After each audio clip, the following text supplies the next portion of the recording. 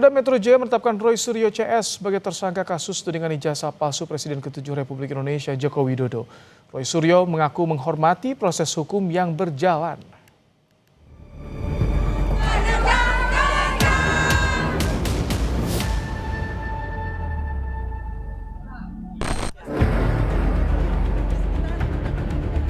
Kasus tudingan ijazah palsu Presiden ke-7 RI Joko Widodo memasuki babak baru.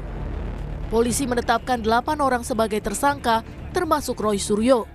Penetapan tersangka terbagi menjadi 2 klaster untuk menentukan pasal yang menjerat. Berdasarkan hasil penyidikan, kami menetapkan 8 orang sebagai tersangka yang kami bagi dalam 2 klaster.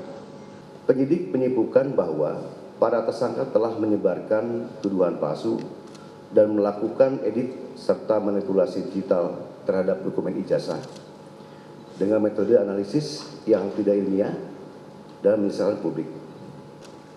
Pada kesempatan ini kami tegaskan bahwa penanganan perkara yang kami lakukan murni proses penegakan hukum. Kemudian seluruh tahapan juga dilakukan secara profesional, proporsional, transparan, dan akuntabel. Roy Suryo mengaku menghormati proses hukum yang berjalan. Ia juga menegaskan tidak ada perintah penahanan terhadap dirinya. Ya, jadi ini akan menjadi presiden yang sangat buruk ya. Kalau ada seseorang yang memiliki dokumen publik, kemudian ditersangkakan dan kemudian dikriminalisasi. Itu yang sangat buruk. Dan yang kedua adalah kami tetap menghormati semua ini. Tidak ada perintah langsung untuk dilakukan penahanan. Ya, jadi ini clear banget ya, loud and clear. Jadi kalau tiba-tiba ada orang yang aneh-aneh atau orang yang mendesak-desak, itu tentu saja sudah merupakan hal yang justru melanggar hukum. Sementara Ketua Umum Jokowi Mania Andi Azwan mengapresiasi langkah Polda Metro Jaya atas penetapan Roy Suryo CS sebagai tersangka. Andi memastikan terus mengawal kasus ini hingga inkrah.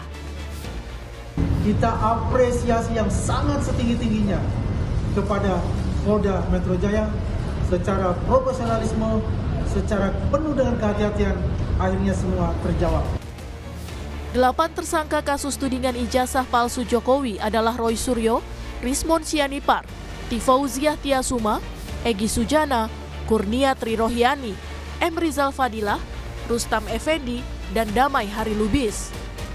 Para tersangka dijerat pasal berlapis, mulai dari pencemaran nama baik, fitnah, hingga penyebaran dokumen elektronik dengan tujuan menghasut. Kasus ini sebelumnya dilaporkan oleh Jokowi ke Polda Metro Jaya. Tim Liputan, Kompas TV.